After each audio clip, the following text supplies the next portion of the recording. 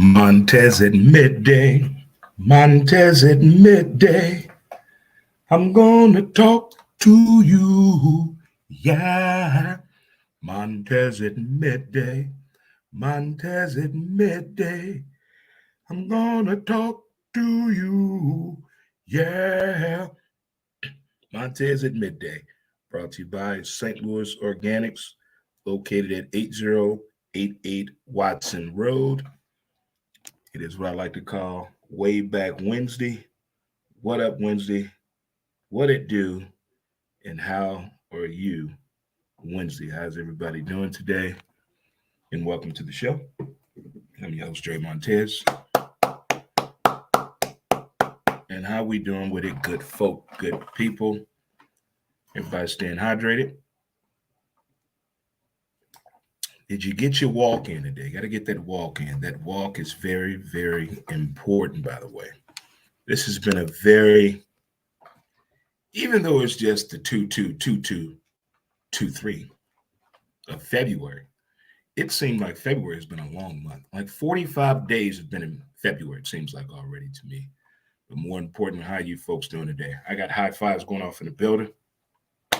Chest bump. Look at that. We don't have birds on the bat. We got squirrels on a bat. Squirrels on a bat. Hello, Facebook. Hello, Twitter. Hello, YouTube. If it's your first time tuning in, thank you so much. We really do appreciate it. This is a show we do each and every Monday, Wednesday, and Friday at 11 a.m. Central Standard Time. And we also host a podcast called Who's to Blame. And you can catch that wherever you listen to your favorite podcast at. But if you haven't been yet, please visit our website at www.dremontez.com, or you can go ahead and scan this real quick, and that'll take you right there. You can find a little bit of info about myself, about the show. Take a listen of the sponsors as well. And we have contact information on there as well if you would like to do some advertising with us here in the near future. Or if you like what you hear and see, you can make a donation for sure. It's a donation button on there for you. So there it is right there. If you're celebrating a birthday today, happy birthday to you. Happy birthday to old Kensington. St. Louis Zip's very own Valentino Poole. Happy birthday to my man. Happy birthday to you. Poole at the handles. He's a ref out there now. He ref a lot of basketball. Getting it in. If you're celebrating an anniversary today, happy anniversary to you. If you found out you got a baby on the way, you just had a baby, congratulations. You deserve it. If you just got engaged, congratulations to you. If you got your taxes back, a round of applause for you right there. That's what we like to call a round of applause right there for sure. And if you have not got your taxes back yet, maybe we can help you out in getting that done for sure. As we always trying to help the folk out. Got to help the good people out here. That's what we're here for, to help each other out. The more we can do that, the more we can feel good about ourselves. Unlimited taxes and more. You file the unlimited way. You can call 844-563-1040. It's 844-563-1040. Or you can text the word cash now to 21,000. Or stop by their location in Central West End at 709 North Euclid. Again, you file the unlimited way. Holla. Trying to help people out here. Got to help him out. You know what we got to do. So apparently, these babies here are back on the market again. They're making a comeback, what we like to call a digital camera. I'm glad I kept mine. Who'd have thunk it? All the things that retro they always talking about, right? That retro. Ready for our affirmations of the day? We're going to let it go. Ignore them. Give it time. Don't compete. Stay calm. It's on you. And laugh. If we can pull all those together, I think we're going to be what? A-okay for sure. We're going to be all right in the building. What's going on, counselor? The counselor's in the building. The counselor is in the building. What up, B? What up, B? Well, there's a lot going on I've been paying attention to. A couple of things that we're going to talk about. This documentary that I watched, I think is It's very interesting when I watch what's going on with the all-star games when it comes to the NBA, the NFL, and Major League Baseball. Can that be saved? Can it be saved at all? And then next, we're also going to talk about when it comes to your failures, when you fail at something, is it a mental failure? Is it a physical failure? That's what we had right there for sure. But on this way back Wednesday edition of the show, on the morning walk, get the mind right. You got to go to your happy place. Every now and then, I put my arms out and I play the game airplane as you did as a kid. I mean, a kid imagination. You put a kid in a park from the age of 5 to 8. Just put a kid in a park and just let them play and watch how the imagination really goes. You couldn't tell me I wasn't in the sky as a kid when I was doing that. I even felt that a little bit today on the morning walk. But that, just put your hands out. I'm not saying you got to run, but the next time you're out, just put your arms out and just go back to that childhood moment right there. Go back to that childhood moment right there. Really right there. Before we get into the discussion of the day, I saw a unique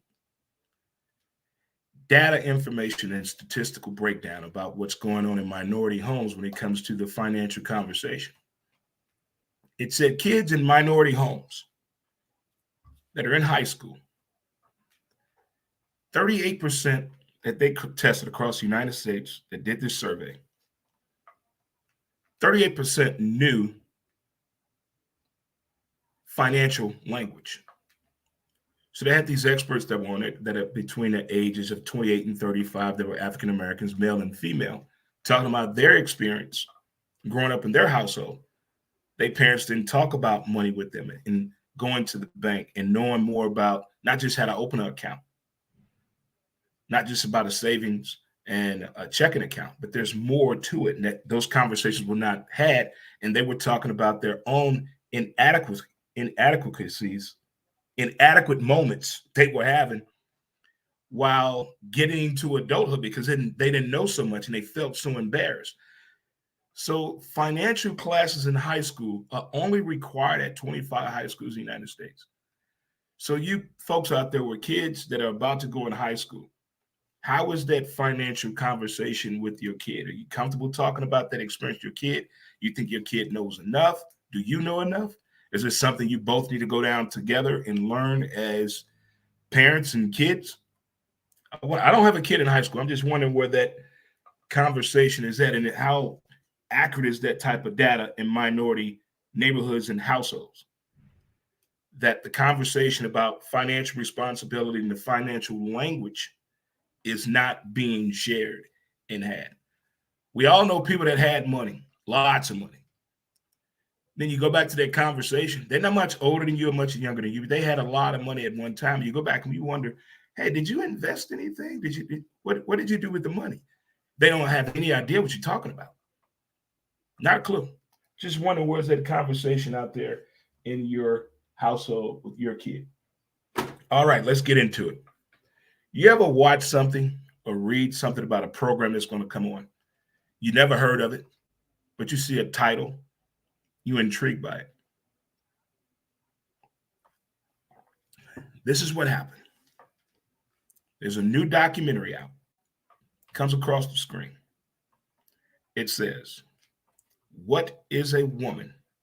A documentary they don't want you to see. Play. That's all I saw. I didn't read the breakdown what it was about. I hit play just based off the title. And when I tell you, I was blown away about what they were talking about, how they were talking about it, the information they were sharing, how deep it was, how far he traveled. It really blew my mind to a whole new level. And I didn't know if it was going to be a documentary on women in comics. I didn't know what his documentary was going to go. Well, it went to transgender. It went to there. And it was to a level I had to lean in on what they were talking about. It was hosted by Matt Walsh. He's a conservative guy. He has a show, has a YouTube show, has a television show. He's a book writer. Very interesting young man. But this documentary, the way it was talking about, he was questioning this. He's a dad, he's a married father of 4. And he was questioning, he has 2 boys and 2 girls. He said, what if my boys want to be girls, and what if my girls want to be boys? He was questioning his own identity of the terminology and what's going on in today's world. So he decided to go on a journey to figure out the question that has been burning at his head as to the phrase of what is a woman?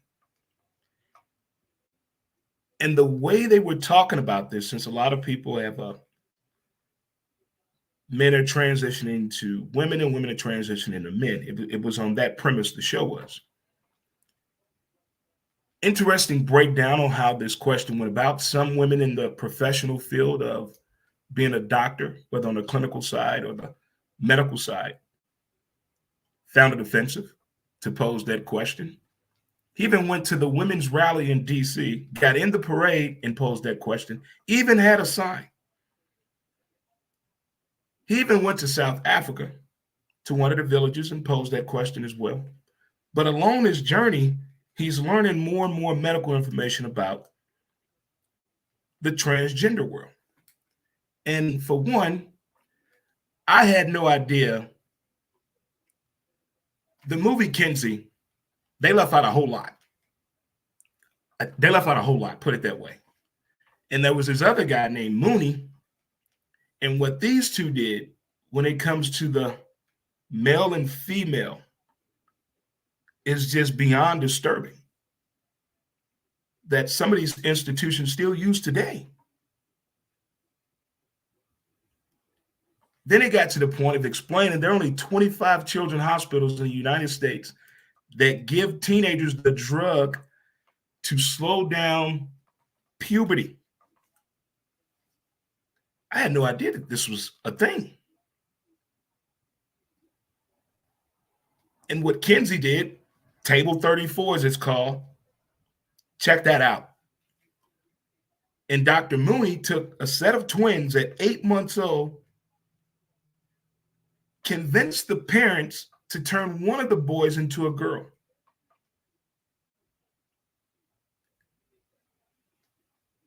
Then it told you about, then he got into the sports world. One of the people in the documentary made this statement here. The way people are transitioning in high school for its athletics, she doesn't see in 10 years women in sports. It's just going to be men's sports and transgender sports. I was like, wow. Then they showed the data in high school across the United States. I had no idea. Again, this documentary is called What is a Woman? And everything that it broke down, they had, this was not somebody just Googling on Wikipedia. He actually was going to people in the field, asking questions. They're providing feedback, going to actual people who have transitioned, finding out how you are living in that transition world, broke down the numbers of what happened the first 7 to 10 years in a transitional world, how many people have trans back in. Then they broke down that there's a huge difference when it comes to the mindset of gender and sex. Those are 2 different things, and they break it down. And when it got to that point of the documentary, I was like, wow. I don't want to tell you everything that's in that. It's just a little breakdown in this documentary that I saw called What is a Woman? And it was just, I had no idea, not a clue. But just seeing the way the question was presented, seeing the way they handled the responses, the do's and don'ts, the pros and cons, the lifestyle, the support, the insurance, the cost, $70,000. A 5-year-old has the mental capacity to know they want to be a different sex. This is a very, very deep documentary that I saw. Again, it's called What is a Woman? It's a documentary I just recently checked out. All right, we're going to move right along here on this way back Wednesday edition of the show. We've heard some scary phrases in sports here lately. Load management, all-star participation that's really affecting the NBA and the NFL. Major League Baseball as well. I think hockey is the only one that gets it, that's having a little bit more feedback than the rest. But as a person that likes sports, to reward the player with the all-star game and then have that game played in the middle of the season or at the end of the season. And now load management was created by team physicians and doctors. What was load management in the 70s, 80s, and 90s? Load management became more prevalent to today's conversation when the athlete knew that we finally got a commissioner that's on our side.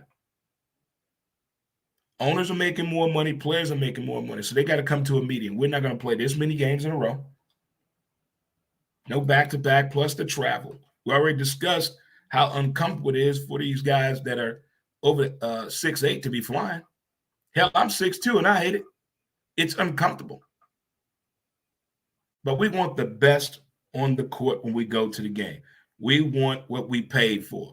If it's 3 all-stars on that game, it better be 3 fucking all-star games when I go to see there.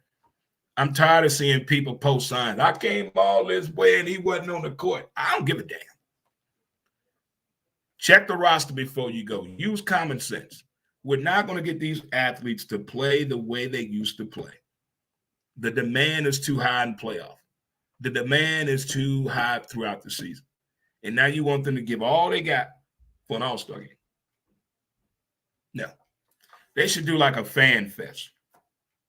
You just go out there and just walk around on the court, meet the player, watch a basketball movie together, and let the youngsters online do the dunk contest. That's it. That's the all-star game. Turn it into a fan fest. I think the competition is too afraid to compete. Is too afraid to compete. They don't want to risk losing no money. What are the biggest injuries of what extremities in basketball? The legs. And you want them to get out there and play. I thought about this long and hard on how I really felt about the all-star game. The older I get, no. Back in the day, the all-star game was that thing. Maybe they got the wrong people putting it together. Maybe they need to add another producer to this, or they doing too much. Keep it simple. Keep it simple and to the point. I know you want fan interaction. You want crowd participation. You want online content. You want content constantly going. We get all of that. But there's too many bells and whistles are going on that when we do watch the game, it's like, is this the Globetrotters playing the Generals? It's not what we want to need. Now, NFL, we've had problems since you took the game from Hawaii. I've had an issue with you. The All-Star, the Pro Bowl NFL was just fine and dandy at the end of the fucking season. Just fine and dandy. We had something to do. We had one more game to watch after the Super Bowl. And the fans was loving it. When we had one more game to watch the week after the Super Bowl, to see the jubilation on the guys that participated in the Super Bowl, the guys who exit strategy left by week 5, and they all right there on the field together, high-fiving it up, having that conversation. The fans are getting it. We getting pitches. Click, click, kiki, ha-ha. But now, the way the Pro Bowl is presented now, who wants to play in that? And now we had an injury last week with 2 weeks ago, so now we can't play flag football. So what, you're going to go to an online gaming experience in NFL because we don't want to risk injury? Let's say you tear ACL doing the Pro Bowl festivities. You're probably out the next year. God forbid you're a running back or linebacker. That goes what? That goes his agility right there. Can't move left or right no more like you used to, and you need to be able to do that as a running back and a linebacker. The Major League Baseball, I just baseball is putting out literally everything to cater to the young people. That's what Major League Baseball is doing.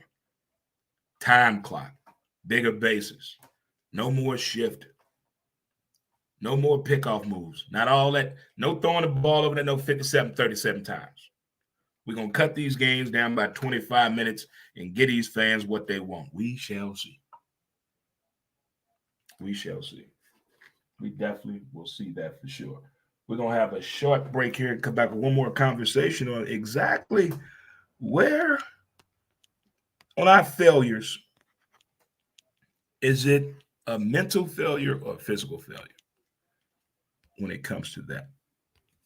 Where are you at when it comes to that right there? Well, I tell you what, we're going to take a short break here, have a word from our sponsor, Mountain Man Scrub, and come right back and have more of St. Louis Organics presents Montez at Midday. Be right back. Mountain Man Scrub. As smooth as a river flows.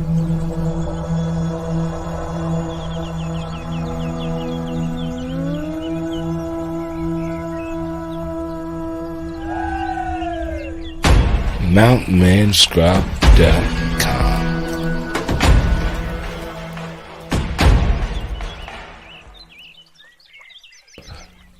Get your scrub on.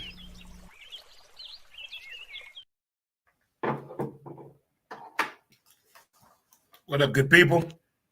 It's Way Back Wednesday.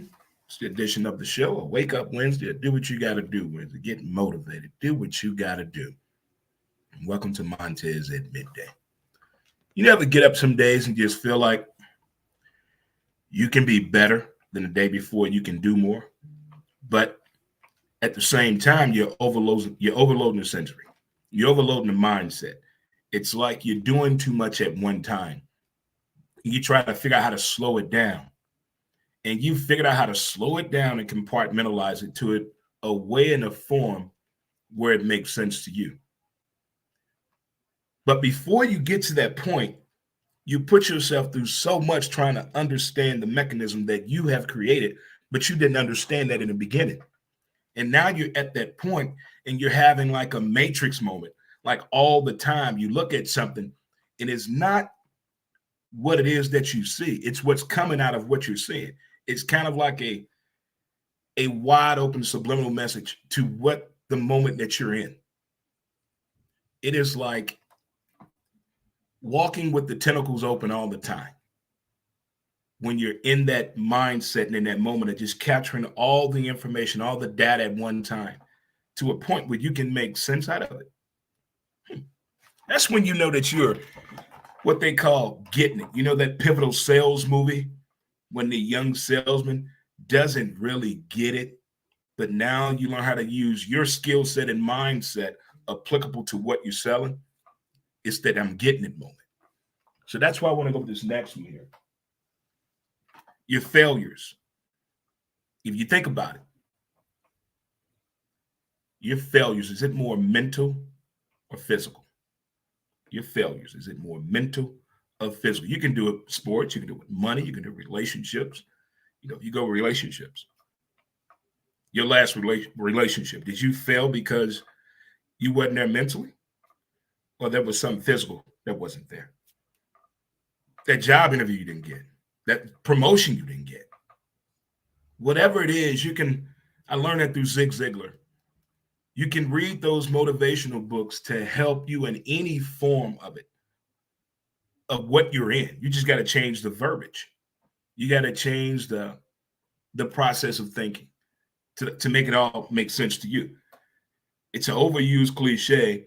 People get stronger off their failures. I think that's true. If you understand why you failed, if you understand why you failed, there's a better understanding to succeeding. If you fail it physically, can you get stronger at it? Can you get better, what they call it, hand-eye coordination going on? Whatever it may be physically that's stopping you from being able to do it. Can you get better at it if you failed at it physically? And I think another form of the failures can happen if you overthink it. If there is a such thing as being overconfident, because it comes off as cockiness to them. And a lot of people don't like that approach. I'm not saying dumb it down. I mean, believe in you, but that overconfidence sometimes can be taken like you're trying to take their job. Those of you know what I'm talking about. You ever go into an interview, you know you got this son bitch. You know the job, you know the role, you got the swag, you got the look. This is your job, your position. But the person that's talking to you, that's in charge of saying, hey, let's give this person a job, is not in that same mindset as you. They're looking at, oh, you're trying to come get this. Oh, no. We'll give you a call. Thanks for coming in. Yeah. But if you go in there with the proper confidence, when they don't know what you know, I mean, you can't give them all your secrets and all your cards when you're going to have an interview. That's the beauty I do miss, going on those corporate interviews and just mind fucking. Give me all the damn money. You gonna give me how much? Okay, I'm down with that. But if you're in a creative online or podcasting, live streaming, you bring creative content to the table before you hit record or play. There is a process to getting that content together. And you can overthink the process, think, okay, I failed at this yesterday. I can't overthink it. And everybody does that. People say it all the time to try to calm you down. Don't overthink it. You got this. Just be you. You got this. Don't overthink it. But we get caught up in that mindset of overthinking it because we're seeing the straight road, but we're also looking around the corner. Well, I see that. I know what's coming, especially when you go back and revisit the steps that got you there. I just think that's really, really deep. And I'm at that point right now as I process the end of the season, the start of a season, and the off season of all the sports. I mean, I'm to that point of just looking at it completely different. Like I never really thought about what the next few days in the NFL, how important that is. You know, it wasn't Fat Tuesday yesterday. It was Franchise Tag Tuesday. As that is, some people like the franchise tag, some people don't. But it's interesting to look at that. The state of the second half of the NBA season. We got 23 games left. This should be fun. I like the new plan with that. The anticipation of the start of new Major League Baseball season. Loving that. The way the Battlehawks have started off. Caw-caw, caw-caw, caw-caw. The call is the law. New soccer stadium, new soccer league. Looking forward to all of that. But there is a process to it all that I never really thought about before. I never thought about, I'm thinking of it, the draft is coming up in April. No, the draft is going on now. Do you know that Purdy for the 49ers ripped the muscle up under his arm? Do you know what this young man tried to do the other day? He tore his URL. He went out and threw the ball without anybody knowing it. Sprained the muscle. Now it's swollen. So now he can't have surgery until March. What does that mean, kids? He won't be ready to play at the start of the NFL season. It's like 4 or 5 teams. The Raiders let go of Carr without nothing. Who does that? Who? And you expect to have a fan base that believes in the future of the front office of a franchise when you do things like that. See, when they do things like that, I want to know what it is that you see that we don't see. Because I don't think that's a very smart move. You let go of a franchise quarterback in return for nothing. You just let him go.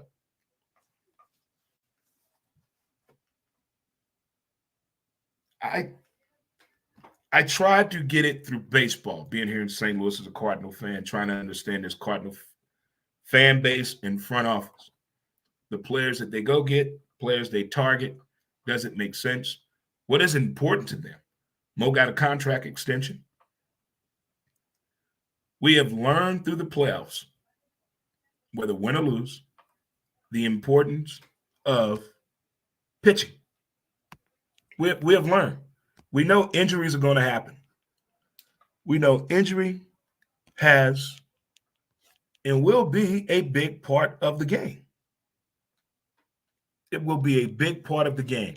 We No one's going to make it through the whole season without sustaining injury, the way the Major League Baseball schedule is put up. But we all hope that the injuries are not detrimental to the team. We all know the Cardinals don't play until after the All-Star break. We already know that. We're cool with that. But if it's about pitching, why don't we go out and attack more dominant pitchers? If it's about money, we don't give out big contracts. That's the word on the street. Word on the street, the Cardinals don't pay their players. Well, we shall see. But I'm excited about the upcoming Major League Baseball season. Not just for the Cardinals, our new players, our new rules that we have. It's going to be exciting to see here. It really is. If you're just tuning in, don't forget you can go back to the beginning and check out the show. But today we talked about the documentary that I saw, What is a Woman, with Matt Walsh. And we also talked about what's going on with the NBA All-Star Game, NFL Pro Bowl, and this phrase, load management. They've gone too far with it. They've pushed the envelope. Numbers are killing the game. Analytics are hurting everything. Sports science. They just can't keep it really simple. Keep it really simple. But now we got to, and then you got the front office that really tell NBA players if they can and can't play. They have no control over that. They just can't run out there on the court and play. If they don't want you to play, you can't play. Simple as that. If they don't like you, you're not having good chemistry, you're not going to play. There's nothing we can do about it. We know this for a fact. We can't tell billionaires what to do with their money. We know that. We know that. There is no way to get over that. Start another league to compete with the NBA, what's that going to do? Nothing. Nothing. But I am looking forward to seeing how all of this is going to play out, though, with these new options. What they're thinking about is going back to the drawing board to figure out what the fans want when it comes to an All-Star game. We want competition. We want entertainment. We want competition and entertainment. What's so hard about that? What's so hard about that? Keep it simple. Keep it simple. And if you think about it, on your failures, was it more mental or physical? Let us know. And they started a basketball league, the Elite Basketball League. 16, 18 years old, get paid $100,000, live in this campus. They teach classes on social justice, financial language, sports statistics, contract laws. Oh, it's another one they teach them. They're teaching you things you need to know if you're going to live that lifestyle as a sports entertainment person. They make content all day. It's a basketball high school that's a professional league for kids 16 to 18 years old, get paid $100,000. It is starting so early with kids on going to the next level or chasing the bag in sports and social media. It is at an alarming high rate. I hope the language barrier with the kids and the parents or the adult supervision that's around them is honest. I really do. We've seen a lot of kids back in the day that get taken advantage of by the wrong people, whether it's in television, movies, or music. We saw it all the time. And now this is a different entity, different world now. There's new money out here. The way you get paid, whether it's through a car, electronic payments, whatever it may be. I hope the responsibility is on the up and up on the people that are with these kids that are 16, 18 years old playing this basketball league. These kids in college getting these NIL deals in the hundreds of thousands. Anyone that's a kid, I hope the right person is in their corner and teaching them the right financial responsibility with this thing and understand what's going on with the experience as well. And all these kids that get these NIL deals, I can't wait till we get the very first one to turn professional and we hear the true nature of the path to having an NIL deal and now I'm a professional athlete. I can't wait till we get to that first person that I think it should be this NFL draft. We get someone that was a part of the NIL deals when they first started. Well, boys and girls, children of all ages, we're going to get out of here and do what we have to do. I want to thank you guys for tuning into today's show. It's been fun. It's been a blast as always. Well, it's never a boring time, you know. I work in a world where I look at a screen and talk to people that are not here because I can't see them. And to keep it going and to have that banter, and thank you for the comments, the likes, and the shares. I really do appreciate it. It goes a long way. It goes to the enjoyment of doing this. It's such a blast to do this each and every time. Well, boys and girls, children of all ages, we're going to get out of here and let you go on and have a rest of your great damp Wednesday, movie watching Wednesday. Do what you got to do, more importantly, for sure. What you going to do today? I don't know, kids. Going to have some fun, for sure. Way back Wednesday edition of the show, a Woke Wednesday, as we're going to call it. Again, thank you so much for tuning to today's show. And until next time, I'll holla. Montez at midday. Montez at midday. I'm going to talk to you. Yeah. Montez at midday. Montez at midday.